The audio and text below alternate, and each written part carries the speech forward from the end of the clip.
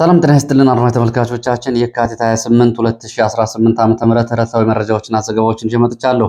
መረጃና ዘገባዎችን እየተከታተላችሁ አብራችሁ እንድትቆዩ ነው በአክብሮት የምጋብዛችሁ። በዚህ ሰዓት የተለያዩ መረጃዎችን ይዣለሁ። በአማራ ክልል በተለያዩ አካባቢዎች ያለውን አጠቃላይ የ24 ሰዓት ዝርዝር መረጃዎች እንደዚሁም ደግሞ ወደ ወለጋ የሚወስድ መረጃ አለ። በትግራይም ያለው አጠቃላይ በኢትዮጵያ ውስጥ ያለውን የ24 ሰዓት መረጃዎችና እንደዚሁም ደግሞ ከዓለም አቀፍ መረጃዎች ደግሞ ዋና ዋና መረጃዎችን ጨምሮ በዚህ ሰዓት ወደ እናንተ የማደርስ ይሆናል። ከያዝኳቸው መረጃዎች መካከል የኤርትራን ወታደራዊ ስምሪት በተመለከተ በኢትዮጵያ የትግራይ አካባቢዎችና እንደዚሁም ደግሞ ከኢትዮጵያ ውጭ ደግሞ በሱዳን ቀጠና ያለውን በተመለከተ አንድ ሪፖርት ወጥቷል። እሱን ጨምሮ አጫጭር መረጃዎችን በዚህ ሰዓት ወደ እናንተ የማደርስ ይሆናል። እየተከታተላችሁ አብራችሁ እንድትቆዩ ነው በአክብሮት የምጋብዛችሁ። ባህር ዳር ከተማን ጨምሮ ባህር ዳር ከተማ አቅራቢያዎች ጭምር ውጊያዎች እየተደረጉ ነው የሚገኙት። ከዚህ ጋር በተያያዘ እንግዲህ ሰሞኑን ከደቡብ ኢትዮጵያ ጭምር ሰራዊቱ የመጨረሻ ተንቀሳቅሶ ወደ አማራ ክልል መከላከያ ሰራዊቱ ለቋቸው ወደ ወጡ አካባቢዎች እንዲሰማራ መደረጉ ይታወቃል። ከዚህ ጋር በተያያዘ ወደ ሰሜን ኢትዮጵያ ያለው ውጥረትም እንደዚሁ ጨምሯል። የኢትዮጵያና የኤርትራ እንዲሁም ደግሞ የህወሓትና የማዕከላዊ መንግስቱን አጠቃላይ ሁኔታ የተመለከቱ መረጃዎች እየወጡ ነው የሚገኙት። ከዚህ ጋር በተያያዘ እንደዚሁ የኢትዮጵያ መንግስት ዋና ዋና ሚዲያዎች ይህንን ጉዳይ በተመለከተ አጀንዳ ፕሮግራሞችን ይዘው እያቀረቡ ነው የሚገኙት። ጉዳዩ ወደየት ይሄዳል የሚለው በቀጣዮቹ ጊዜያት እንግዲህ ከሚጠበቁ ክስተቶች መካከል አንዱና ተጠባቂው እንዲሆን አድርጎታል። ከዚህ ጋር በተያያዘ እንግዲህ በተለይ ኤርትራ በኢትዮጵያ ሉዓላዊ መሬት ላይ ኃይል አሰማርታለች፣ ጣልቃ ገብታለች የሚለውን ጉዳይ በተመለከተ እንደዚሁ እየቀረቡ ያሉ ወታደራዊ ግምገማዎች አሉ። እነ ጀኔራል ጻድቃን በመከላከያ ካውንስል የህወሓትና የኤርትራን አጠቃላይ ወታደራዊ እንቅስቃሴ በተመለከተ መረጃዎችን እንዲሁም ደግሞ የስለላና ወታደራዊ እንቅስቃሴዎችን በተመለከተ መረጃዎችን እንዲያጠናክሩ በተቋቋመ ቡድን ውስጥ ስለመካተታቸው የሚገልጹ አሉ። የቀድሞ የአየር ኃይል አባላትና መሪዎችን ጨምሮ ይህ እንግዲህ በሰሜን ኢትዮጵያ ካለው ውጥረት ጋር የሚያያዙ ወታደራዊ እንቅስቃሴዎች፣ ወታደራዊ ስምሪቶች ጋር ያለ አጠቃላይ ክስተት ነው። በዚህ ሰዓት እንግዲህ ያስኳቸው መረጃዎች በቅደም ተከተል ወደ እናንተ አደርሳለሁ። እናንተም አብራችሁ እንድትቆዩ ነው በአክብሮት የምጋብዛችሁ። ሀሳብ አስተያየት ቢኖራችሁ ጥቆማ ዜናችን@gmail.com ላይ ልታደርሱ ትችላላችሁ። በተለያዩ አካባቢዎች በተለይ በራያ በጠለምት በወልቃይትና በኮረም ቀጠና ያሉትን ሁኔታዎች በተመለከተም እንደዚሁ በተለይ ህወሓት በያዛቸው ሁለቱ የኮረምና የአለማጣ አካባቢዎች አዳዲስ እንቅስቃሴዎች አሉ። እነዚህንም እንደዚሁ በመረጃ አካትቻለሁ። አብራችሁን ቆዩ። እንግዲህ ወደ መጀመሪያ መረጃዎች የሚሄደው ዓለም አቀፍ መረጃዎችን ነው። ከዛ በፊት በርካታ አስተያየቶች ደርሰዋል። የነዳጅ እጥረትን በተመለከተ በተለያዩ አካባቢዎች ከፍተኛ የሆነ ነዳጅ እጥረት እንዳለ የሚገልጹ መረጃዎች እንዲሁም ደግሞ በአዲስ አበባ ደግሞ አስገዳጅ የቤት ቀለም በተመለከተ እንደዚሁ ኮንዶሚኒየሞችና ህንፃዎች ነጭ ቀለም እንዲቀቡ በሚል እንደዚሁ የተወሰነው ውሳኔ በተመለከተ ያለ እቅዳችን ከፍተኛ ገንዘብ እንድናወጣ ተጠይቀናል የሚሉ ቅሬታዎችም እንደዚሁ እየቀረቡ ነው የሚገኙት። በሌላ ሰዓት እንግዲህ የምንመለስባቸው ይሆናሉ ቅሬታና ጥቆማዎችን። እንደዚሁም ደግሞ በአማራ ክልል ባለ እንደዚሁ የትራንስፖርት ጉዳይ ጋር በተያያዘ በተለይ ከጎንደር ባህር ዳር ባለ የትራንስፖርት ጉዳይም እንደዚሁ አቤቱታና ቅሬታዎችን ልካችሁልኛል። ይህንንም ጨምሮ እንግዲህ በሌላ ጊዜ መለስባቸው ይሆናል። አሁን ግን ወደ ዓለም አቀፍ መረጃዎች ማስቀደም ጀምራለሁ። ዛሬ 7ኛ ቀኑን የያዘው በኢራን ላይ የእስራኤልና የአሜሪካ የጋራ ዘመቻን በተመለከተ የ24 ሰዓት አዳዲስ አጫጭር መረጃዎች ምን አሉ የሚለውን ስንመለከት እንግዲህ በኢራን ሙሉ በሙሉ እጅ መስጠት አለባት፣ ከኢራን ጋር የድርድር ጊዜው አልፏል እያሉ ነው የሚገኙት ዶናልድ ትራምፕ። ይሄ ጉዳይ እንግዲህ በኢራን እግረኛ ሰራዊት ለማስገባት ከሚደረገው እንቅስቃሴ ጋር የተያያዘ ነው። ኢራን እጅ ይሰጣሉ ወይ? እንደ ከአሜሪካ ካሁን በፊት ስምሪት በወሰደችባቸው ቀጠናዎች ላይ እንደ አፍጋኒስታን፣ እንደ ሶማሊያ ሞቃዲሾ፣ እንደ ቪየትናም እንዲሁም ደግሞ እንደ ኢራቅ እና እንደ ሊቢያ ውጤታማ ይሆናሉ ወይ? ወይስ ደግሞ በእነዚህ ቀጠናዎች እንደሆነ ሁሉ እግረኛ ቢያስገቡ ምን ሆነው ይወጣሉ የሚለውን በተመለከተ ያው የተለያዩ አስተያየቶች እየሰጡ ነው። አሜሪካ ዘመቻ እና እግረኛ ኃይል ባስገባችባቸው ቀጠናዎች ውጤታማ የሆነችበት ዘመቻ እስካሁን ድረስ የለም። አፍጋኒስታንም ከ20 ዓመታት በኋላ ኢራቅንም እንደዚሁ በሌሎቹ ቀጠናዎችም አሜሪካ ኃይል አሰማርታ ውጤታማ የሆነችበት ቀጠና የለም። የኢራን ደግሞ ከዚህ ይለያል። የኢራን ወታደራዊ አቅም አሁን ከተገለጹት ሀገራትና አሜሪካ ካሁን በፊት ኃይል ካሰማራችባቸው ሀገራት አንጻር ሲታይ በጣም ጠንካራ የሚባል ሰራዊት ነው ያላት ኢራን። የኢራንን ሰራዊት በተመለከተ እንግዲህ ያሉ መረጃዎች ምንድናቸው? ኢራን አሁን በዚህ ሰዓት ወደ 1.2 ሚሊዮን ሰራዊት ያላት ሀገር ነች። ይህም በዓለም ላይ ካሉ ግዙፍ ሰራዊት ካላቸው ከነ አሜሪካ፣ ከነ ሩሲያ፣ ሰሜን ኮሪያ፣ ቻይና ጋር በተርታ የምትመደብ ሀገር ነች። 1.2 ሚሊዮን ሰራዊት ያላት ሀገር ነች። በዚች ሀገር ውስጥ 50 ሺህ ሰራዊት አሰማርቶ ውጤታማ መሆን ይቻላል ወይ የሚለው እንግዲህ በሚቀጥለው ጊዜ አብረን የምናየው ቢሆንም አሁን በዋናነት እንግዲህ የሚሳኤል ተቋማቶቿን፣ የኒውክሌር ተቋማቶቿን የዘመናዊ የጦር መሳሪያ የአየር ኃይሏን እንዲሁም ደግሞ የባህር ኃይሏን የማውደም ስራ ነው እየሰራ ያለው። በዚህም እስካሁን ድረስ 31 የሚደርሱ የኢራን የባህር መርከቦች ውድመት ደርሶባቸዋል። የሚሳኤል ማከማቻዎች እንደዚሁ ወድመዋል። 3000 የሚጠጉ ኢላማዎች በኢራን ውስጥ ድብደባ እንደተደረገባቸው የአሜሪካ ጦር ፔንታጎን አስታውቋል። ይሄ እንግዲህ በጋራ በእስራኤልና በአሜሪካ የተፈጸመው ድብደባ ነው። ከዚህ ጋር በተያያዘ የኢራን አጠቃላይ ሰራዊትን በተመለከተ ኢራን አሁን በዚህ ሰዓት 350 ሺህ መደበኛ እግረኛ ሰራዊት ሲኖራት አብዮታዊ ዘብ ተብሎ የሚጠራው ደግሞ የአብዮታዊ ዘቡ 190 ሺህ ልዩ ስልጠና የወሰደ ሰራዊት አለው። እንዲሁም ደግሞ በልዩ ኮማንዶ ተብሎ የሚጠራ የኢራን ጦር ደግሞ 70 ሺህ ጦር በተጠንቀቁ ነው የሚገኘው። እንዲሁም ደግሞ 350 ሺህ ተጠባባቂ ጦር አላት። በድምሩ 1.1 ወደ 1.2 ሚሊዮን የሚጠጋ ጦር ኢራን በምድር ጦርና እንደዚሁም ነው የኮማንዶ ጦር ነው ያላት። ከዚህ ጋር በተያያዘ እንግዲህ ባሴጅ ተብሎ የሚጠራ ደግሞ በኢራን ውስጥ አርበኝነትን የሚቀሰቅስ እንደዚሁ በተጠባባቂነት የሚዘምት በጎ ፈቃደኛ ሰራዊት አላት። ባሴጅ እየተባለ ይጠራል። ይህ የኢራን አርበኞች የሚባለው ነው። ወደ 1 ሚሊዮን ጦር የሚጠጋ ኃይል የሚያንቀሳቅስ እንደሆነ ነው እየተገለጸ ያለው። ይሄ ወደ አጠቃላይ የኢራን አጠቃላይ አክቲቭ ጦር የሚባለውና ፈቃደኛ የሆነውን ጨምሮ ወደ 2.2 ሚሊዮን ያደርሰዋል የሰራዊቷን ብዛት። በዚህ ልክ እንግዲህ በዓለም ላይ ይህን ያክል ሰራዊት ያላቸው ሀገራት የሉም። እነ ቻይናም እንደዚሁ 2.2 አክቲቭ ሰራዊት ወይም ደግሞ በዘመቻ ሊንቀሳቀስ የሚችል ሰራዊት የላቸውም። ስለዚህ በዓለም ላይ በእግረኛ ሰራዊት ቀዳሚ ያደርጋታል። ይህ እንግዲህ አሁን ለውጊያ ዝግጁ የሆነውን 190 ሺህ የእስላማዊ ዘብ ጥበቃ፣ 70 ሺህ ኮማንዶ፣ 350 ሺህ እግረኛን ጨምሮ እንግዲህ ወደ 2.2 ሚሊዮን ሰራዊት ያላት ሀገር ናት ኢራን። ከዚህ ጋር ነው እንግዲህ የሞሳድ ኦፕሬሽን እና የእስራኤል 50 ሺህ ጦር የአሜሪካ 50 ሺህ ጦር እግረኛ ይገባል የተባለው የሚሆነው ወደፊት ይታያል። ኢራን የሞሳድ ሰላይ ባለቻቸው ሰዎች ላይ የማያዳግም እርምጃና ቅጣት እያደረገች ነው የምትገኘው። የሞሳድ ሰላይ ባለቻቸው ላይ ሚሳይሎች ጋር አስራ እንደዚሁ ተኩሳቸዋለች። ሌሎችንም ደግሞ በስቅላትና እንዲሁም ደግሞ ተወግረው እንዲገደሉ እንደዚሁ ትዕዛዞች ተላልፈው ይሄ ተፈጽሞባቸዋል። ከነዚህ ውስጥ የኢራን ባለስልጣናት ይገኛሉ። ከኢራን ባለስልጣናት ውስጥ የሞሳድ ተባባሪ የተባሉት በጠባቂዎቻቸው እና በአጃቢዎቻቸው መገደላቸውም እየተገለጸ ነው የሚገኘው። ዩክሬን ሻሂድ የተባሉትን የኢራንን ድሮኖች የማክሸፍ ቴክኖሎጂ ለኳታርና ለአሜሪካ እንድትሸጥ ተጠይቃለች። ዩክሬን እንግዲህ በራሻ በኩል ይገቡ የነበሩትን ሻሂድ የሚባሉትን የኢራን ድሮኖች በማክሸፍ ልምድ አለኝ ማለቷን ተከትሎ አሜሪካና ኳታር ቴክኖሎጂውን እንድትሸጥላቸው እየጠየቋት ነው። እሷ ደግሞ በአንጻሩ ሌላ የመከላከያ ጋሻ ያስፈልገኛል እያለች ነው የምትገኘው። እንግዲህ አንዱ ጦርነት ለአንዱ እድል ይዞ የመምጣት ማለት ይሄ ነው። ኩዌት ኢራን ይደግፋሉ ያለቻቸው ዜጎቿ ላይ ቅጣት ጥላለች። በቁጥጥር ስር የዋሉ አሉ። በኩዌት ላይ ኢራን የፈጸመችውን ጥቃት የደገፉ የኩዌት ዜጎች በቁጥጥር ስር ውለዋል። ኢራን ሞገድ 24 ያለችውን የሚሳኤል ማዕበል በእስራኤል ላይ ሌሊቱን አዝንባለች። አብዛኛው የኢራን የሞገድ 24 ተወንጫፊ ሚሳኤሎች ግን እና ሮኬቶች እንዲሁም ደግሞ ድሮኖች በአየር ላይ በእስራኤል የአየር መከላከያ መክሸፋቸው ነው እየተነገረው።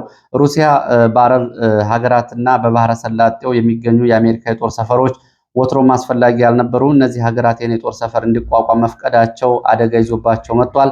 ስለዚህ አሜሪካ ማንንም አታድንም፣ ለእናንተም አልሆናቸውም። ጉዳዩ አንድ ሀገር ለማጥቃት የተደረገ ነበር። ይህ ጉዳይ ትክክል አይደለም ብላለች ሩሲያ ጨምራም እንግዲህ ለኢራን ፕሬዝዳንት የፑቲን የሩሲያው ፕሬዝዳንት ውይይት ማድረጋቸውና በመካከለኛው ምስራቅ የተኩስ አቁም እንዲደረግ መጠየቃቸው ነው የተገለጸው። ኢራን የአውሮፓ ሀገራትንም እንደዚሁ አስጠንቅቃለች። የአውሮፓ ሀገራት ከእስራኤልና አሜሪካ ጋር በመሆኑ ወደ ዘመቻው የሚቀላቀሉ ከሆነ ቅጣት ይጠብቃቸዋል፣ ያልተገመተ እርምጃ ወስድባቸዋለሁ ብላለች። በዚህ በኩል እንደ ስፔንና እንደ ጀርመን ያሉ ሀገራት እንደዚሁ በኢራን ላይ የሚደረገውን ጦርነት በማውገዝ ከአሜሪካ ጋር ተባባሪ አንሆንም የሚል አቋም ወስደዋል። ሌሎች የሚተባበሩ ካሉ እርምጃ ይወሰዳል ብላለች ኢራን። ዩናይትድ አረብ ኤሚሬትስ ለተሰነዘረባት አጸፋ ጥቃት እና ለደረሰባት ውድመት በዱባይ የሚገኙ የኢራንን ግዙፍ ፕሮጀክቶች እና ካምፓኒዎችን እወርሳለሁ እያለች ነው የምትገኘው። ይሄ ጉዳይ እንግዲህ ኢራንን የገበያ ማዕከል ነፃ ገበያ የሚያደርገው ጉዳይ እንደዚሁ ችግር ውስጥ ሊከት የሚችል እንቅስቃሴ እንደሆነ ነው እየተነገረ ያለው። ከዚህ ጋር በተያያዘ እንደዚሁ ኢራንም ዩናይትድ አረብ ኤሚሬትስ የኢራን የውጭ ጉዳይ ሚኒስትር ከእስራኤልና ከአሜሪካ ተለይታ የማትታይ ሀገር ስለሆነች ጥቃቱ ይቀጥልባታል ብለዋል። ከዚህ ጋር በተያያዘ እስራኤል በምድር ጦርና በአየር ኃይል ቤሩትን እና ሊባኖስን እየደበደበች ነው። የሊባኖስን ዋና ከተማ ቤሩትን እንደዚሁ እያነደደች ትገኛለች። ሂዝቦላህም ያጸፋ ምላሽ ወደ ሰሜን እስራኤል እየሰጠ ነው። የሂዝቦላ ምላሽ ከተጠበቀው በላይ ከባድ እንደሆነ የተገለጸው፣ እስራኤልም ልዩ ኮማንዶዋን ወደ ቤሩትና ወደ ሂዝቦላ ቀጠና አስገብታለች። የቀድሞ የኢራን የዘውድ ልዑል የሆኑት ደግሞ በአሜሪካ በስደት የሚገኙት ፓህላቪ የአሜሪካ የምታቋቁመውን የኢራን የሽግግር መንግስት ለመምራትና ለመደገፍ ዝግጁ መሆናቸውን እየገለጹ ነው የሚገኘው። ይሆናል ወይ? አብረን የምናየው ነው። አሜሪካ የሆርሙዝ ሰርጥን አስከፍታለሁ በኃይል ብላለች። ኢራን የዘጋቸውን የሆርሙዝ ሰርጥን አስከፍታለሁ ብላ ቻይናም እንደዚሁ ከፍተኛ እርዳታና ድጋፍ ለማድረግ ለኢራን እየተንቀሳቀሰች መሆኑን ደርሼበታለሁ ብላለች። አሜሪካ በሚሳይል እና መለዋወጫዎችን እንዲሁም ደግሞ የጦር መሳሪያና የገንዘብ ድጋፍ ለኢራን ለማድረግ ቻይና እየተንቀሳቀሰች መሆኑን ደርሼበታለሁ ስትል አሜሪካ በሲአይኤ በኩል መረጃው እንዳገኘች ነው የገለጸችው። ዮርዳኖስ የሚገኙት የዓለማችን ግዙፍ የአሜሪካ ራዳር በኢራን ድሮኖች መውደሙ ተረጋግጧል። ከ3 ቀናት በፊት ተመቷል የተባለው ራዳር መውደሙ ነው የተረጋገጠው። ዮርዳኖስ ምድር የሚገኘውና የቀጠናውን አጠቃላይ የሚሳይልና ወታደራዊ እንዲሁም ደግሞ የባህርና የአየር ስምሪትን የሚቆጣጠረው ራዳር ነው በኢራን የወደመው። የምድራችን ግዙፍ የጦር መርከብ የተባለው የአሜሪካ የጦር መርከብ እንደዚሁ ወደ ቀይ ባህር ቀጠና መግባቱ ነው እየታወቀው። እንግዲህ ባለፈው ዘመቻ በተለያዩ ዘመቻዎች ወደ ላቲን አሜሪካ አሁን ደግሞ በቀይ ባህር በኩል ወደዚህ ቀጠና መምጣቱ ተሰምቷል። እንግዲህ ከ24 ሰዓት ዋና ዋና መረጃዎች መካከል እነዚህ ናቸው። ከአፍሪካ ሀገራትም እንደዚሁ የሱዳኑ መሪ አልቡርሃን ለኢራን አስፈላጊውን ወታደራዊ ድጋፍ እናደርጋለን እያሉ ነው የሚገኙት በዚህ ጦርነት ውስጥም ሆነው። ለማንኛውም የ24 ሰዓት የኢራን አሜሪካና እስራኤልን ሁኔታ የተመለከቱ መረጃዎች እነዚህን ይመስላሉ።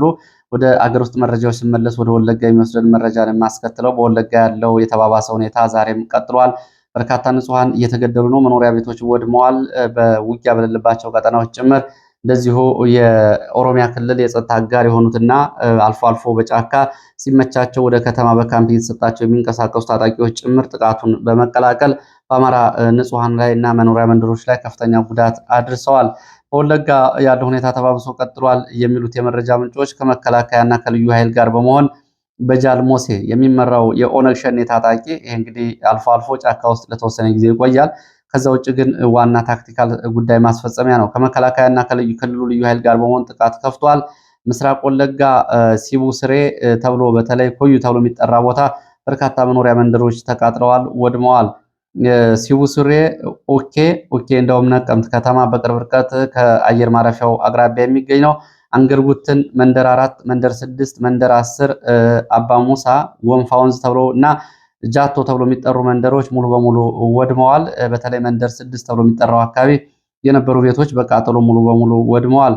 የጃልሞሴ ጦር የቤቶችን የዞረ ቤት ለቤት ያቃጥላል፣ ዘረፋና ጥቃት ይፈጽማል። ከመከላከያና ከክልሉ ልዩ ኃይል ደግሞ የጦር መሳሪያ ድጋፍና እንዲሁም ደግሞ የዘመቻ እቅድና ስምሪት ይሰጠዋል ነው የተባለው።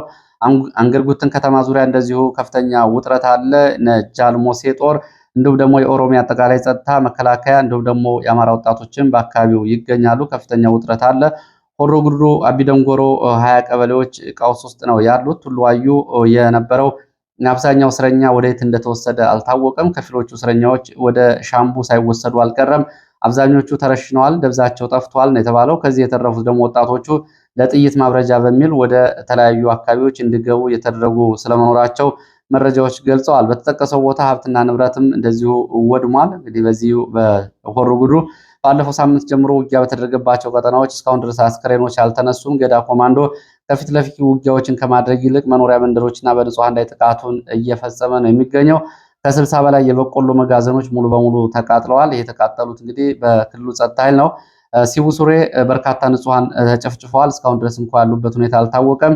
በርካታ ተፈናቃዮች፣ የአማራ ተፈናቃዮች በዚህ ሰዓት እንግዲህ የሮመዳን ጾም የሚጾሙ ናቸው። አብዛኞቹ ሙስሊም በመሆናቸው በዚህ ምክንያት በአስቸጋሪ ሁኔታ ውስጥ ነው የሚገኙት። በተፈናቃይ ጣቢያዎቹ ጭምሩ ነው በረሃብ ከባድ ዋጋ እየከፈሉ እንደሆነ ነው የተገለጸው። እንግዲህ ወለጋ ያለው ሁኔታ የ24 ሰዓት መረጃ ይህንን ይመስላል። ወደ አማራ ክልል የግንባር መረጃዎች ነው የምመለሰው።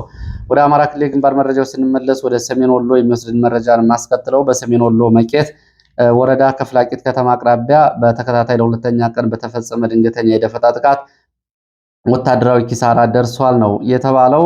ገጣጢት ተብሎ በሚጠራ ቦታ ከጋሸና ወደ ፍላቂት ገረገራ እንቅስቃሴ ላይ በነበሩ ወታደራዊ ተሽከርካሪዎች ላይ ድንገተኛ የደፈጣ ጥቃት ተፈጽሞ በቁጥር ያልታወቀ ሰራዊት ሙትና ቁስለኛ መሆኑን የመረጃ ምንጮች ገልጸዋል። ጥቃቱ የተፈጸመው እንግዲህ ከጋሸና ወደ ፍላቄት በሚወስደው ዋናው መንገድ ላይ ነው። ይሄ ለሁለተኛ ጊዜ ነው። ከዚሁ ቀደም ብሎ እንደዚሁ በመቅረጫና ሲሲጂ ተብሎ የሚጠራው ቦታዎች ላይ እንደዚሁ ተከታታይ የደፈጣ ጥቃቶች ተፈጽመው ውጊያዎችን መደረጋቸውን የመረጃ ምንጮቹ ገልጸዋል።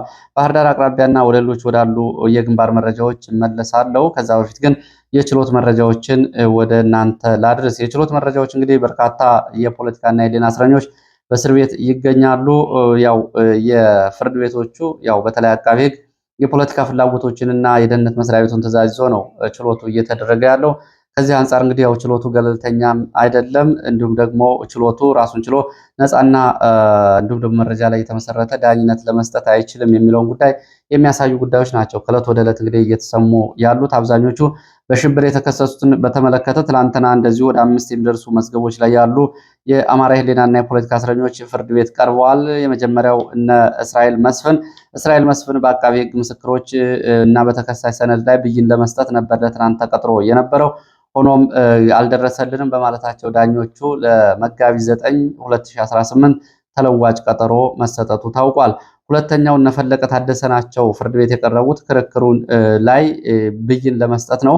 በአቃቢ ሕግና በጠበቆች በተከሳሹ መካከል የነበረውን ክርክር አይቶ ብይን ለመስጠት ነበር ችሎቱ ተቀጥሮ የነበረው። ሆኖም ይሄ ብይን ለመስጠት እየጨረሰ ቢሆንም ችሎቱ አንድ ተከሳሽ መረጃው ባልተሟላም አልቀረበም በሚል ብይን ለመስጠት አልችልም በሚል ለመጋቢት 7 2018 ተለዋጭ ቀጠሮ ተሰጥቷል።